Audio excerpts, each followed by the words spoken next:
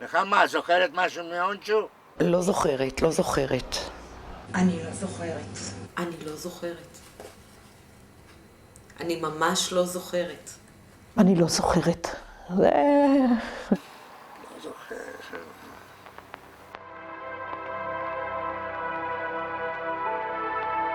אונצ'ו, כולם הכירו פה בטבעון. הצלם הקטן שהוא עולה על הכיסא והוא מצלם. אין צלם אחר. אונצ'ה היה הצלם שלנו. כל פוזה, כל חצאית, כל סמלה, כל סנדל, כל סרט, אונצ'ה צילם. כן, זה הוא היה עושה. אוי, זה אמא שלי. את אמא שלך? כן. הוא היה מצלם אותנו המון. כן, הנה את זה הוא עשה לי שהייתי בגיל שנה. וזה היה הגובה שלי. מה היה הגובה שלו? אוי, אני לא יודעת. היה בערך כזה. ככה? כן. קודם כל, הילדים מאוד אהבו אותו, כי הוא היה בגובה של הילדים. הייתה לו, את יודעת, המצלמה הזו של מכסים, שהוא היה מכניס את הראש ומצלם, אז לא ראית את אונצ'ה, ראית רק את הקופסה. אני זוכרת את המצלמה, שהייתה לו מצלמה. ואני זוכרת שאחותי הייתה נעמדת תמיד כשהוא היה מצלם מאחוריו, וכל פעם הייתה אומרת, גדלתי קצת, אני יותר גבוהה ממנו. אני חושבת שהוא היה בגובה כזה, משהו כזה. לא חצי מטר. מטר היה בערך. מטר אפילו. לא יכולה להגיד שלא ראיתי בו משהו חריג, כי הוא כן היה חריג. הוא היה מאוד מאוד נמוך, זאת אומרת, אני בתור ילדה קטנה, הוא היה הרבה יותר נמוך ממני. הטריד אותי למשל בחורף, כשהוא היה בא להורים שלי והוא הלך עם מטריה ענקית, שהוא לא יעוף ברוח, זה הטריד אותי. כל הזמן דמיינתי שהוא עף ברוח, וזה מאוד הטריד אותי. מה יקרה? איך הוא ינחת חזרה? עכשיו, עוד דבר מאוד חשוב. אני גם שאלתי אותו למה הוא קטן. ההסבר שאני קיבלתי ממנו זה שכשהוא נולד, הוא נפל והוא קיבל מכה בראש, והוא לא גדל. לא חושבת שהוא סיפר, ואני חושבת שגם התביישנו לשאול. זאת אומרת, אנחנו כאילו ניחשנו שלא היה לו אוכל בזמן המלחמה, ובגלל זה הוא לא גדל. זה הסיפורים כאילו אני לא יודעת אם המצאנו, אבל ההיגיון שלנו כילדים אמר, לא, כי תמיד היו מזהירים אותנו ההורים, אם לא תאכלו, לא תגדלו, אז זה מה שהשלחנו על הנושא הזה של אונצ'ו, שהוא לא גדל. מה שעבר אליו זה השואה.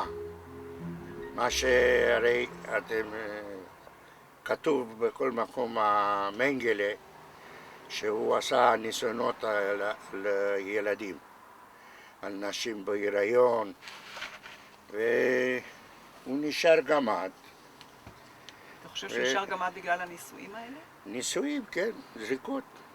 אז אונצ'ה סיפר שהיה לו תיק של בית ספר, והוא היה לבוש כמו ילד, תלמיד, עם תלבושת של בית ספר, וכך הוא היה מסתובב ברחובות. היו לו פנים של ילד, היו לו פנים קטנות, ידיים קטנות, ואם הפנים היו חלקות, אני לא חושבת שאם הוא שם תיק, הוא מעיל או איזה כובע, הוא לא היה נראה שונה מילדים אחרים. כשנגמרה המלחמה, אז הם חזרו לגורמבין, אבל גורמבין הייתה הרוסה, ואחר כך הם גנבו את הגבול לגרמניה, והיו בגרמניה, ומגרמניה הם עלו לארץ. ביחד?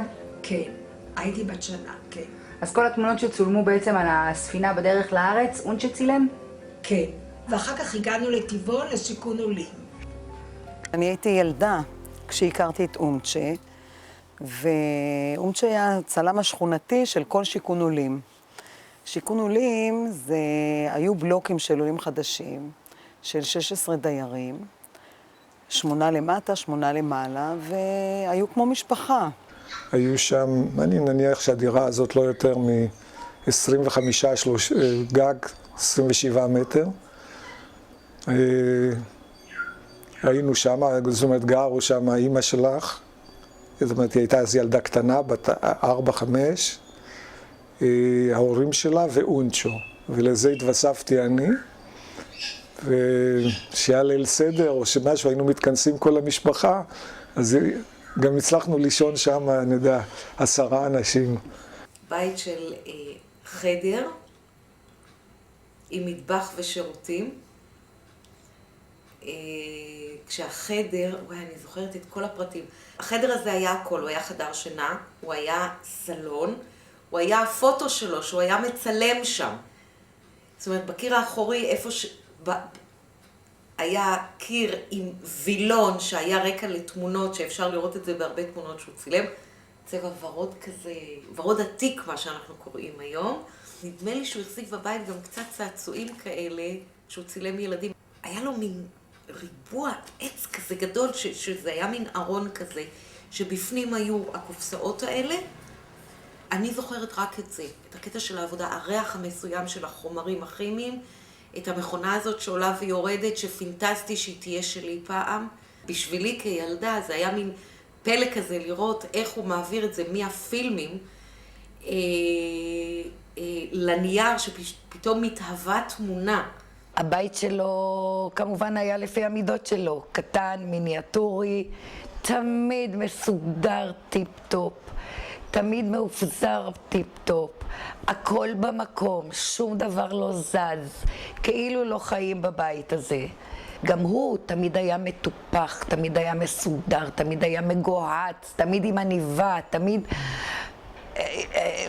הנעל המצוחצחת שלו, אפשר היה להתאפר על אף על פי שלא התאפרו אז, אבל הנעל המצוחצחת שלו, התסרוקת, השיער, תמיד במקום.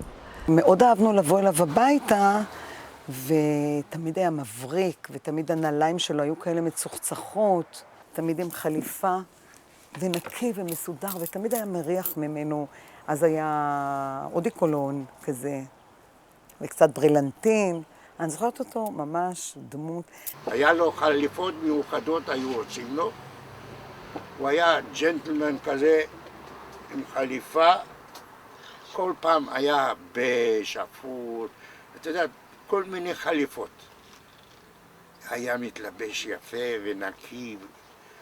היה, מה להגיד לך? בן אדם. רק שהוא היה גם אז, מה לעשות. אני באופן אישי לא, זה הפריע לי, אני לא אהבתי את זה, כי כל הזמן היו אנשים מסביבנו מקרקרים ושואלים שאלות, ואותי זה היה די מעצבן, גם התביישנו, אני באופן אישי התביישתי בו. אני ידעתי שיש דוד אונצ'ה, והוא היה חלק מהחיים שלי. התייחסנו אליו אונצ'ו וזהו, כאחד משווה לכולם. לא אף אחד, לא שמעתי שמישהו מנסה לפגוע בו, להשתמש בביטויים מעליבים. לעולם לא אמרנו הוא גמד, הוא ככה, הוא ככה. זה אונצ'ה, קיבלנו אותו איכשהו. כאילו נולדנו איתו, וככה חיינו. כולם שגרו בשיכון עולים היו יוצאי מחנות, והם כולם היו כמו משפחה אחת, וזה היה נראה להם מאוד נורמלי.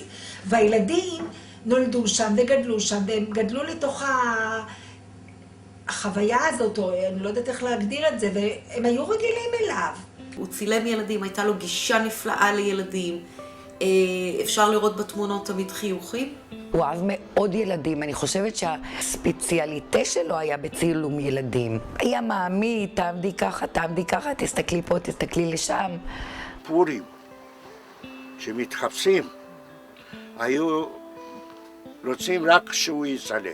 אונצ'ו, בגלל קומתו, היה לו קל מאוד, בעיקר לצלם ילדים. פורטרט צריך לצלם בגובה העיניים. והוא כדי לצלם בגובה העיניים היה צריך לעמוד על כיסא כנראה.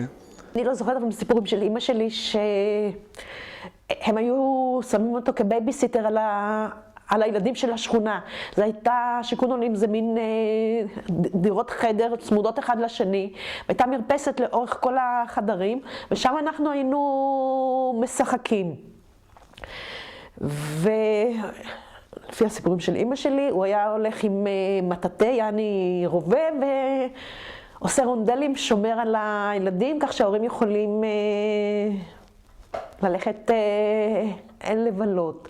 כן, הייתי יושבת איתו שם אפילו במרפסת, היינו יושבים ומדברים, לא זוכרת על מה.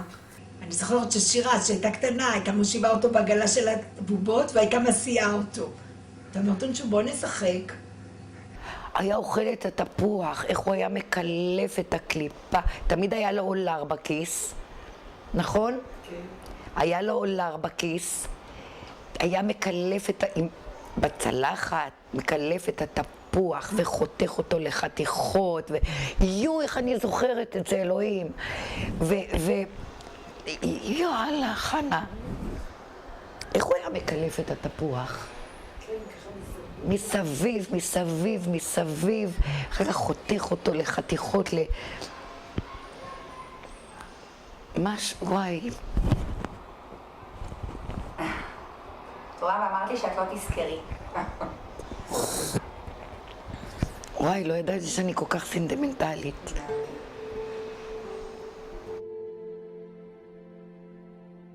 זה היה לפני פסח, אני זוכרת, ושאלנו אותו איפה הוא יהיה בסדר, אז הוא אמר, אני בסדר יהיה למטה. ואני אומרת לו, מה זה תהיה למטה? הוא אומר לי, אני אהיה למטה, אני לא אהיה בסדר. והוא הלך הביתה, והוא היה אוכל אצל השכנה שלו, גברת בריל, וב5-6, משהו כזה, התקשרה אלינו, והיא אמרה לנו שהדלת רשת סגורה, היא רואה את און שיושב על יד החלון על כיסא, והוא לא עונה. אז אבא וסבא הלכו, וקראו גם לזלמן, הלכו ופרצו את הרשת ונכנסו, והוא ישב על יד הכיסא, וזהו, הוא היה מת.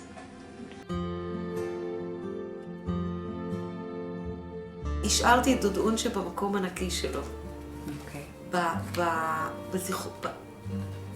בילדות הנקייה הטהורה שלי, שעוד הייתה אז, וזהו.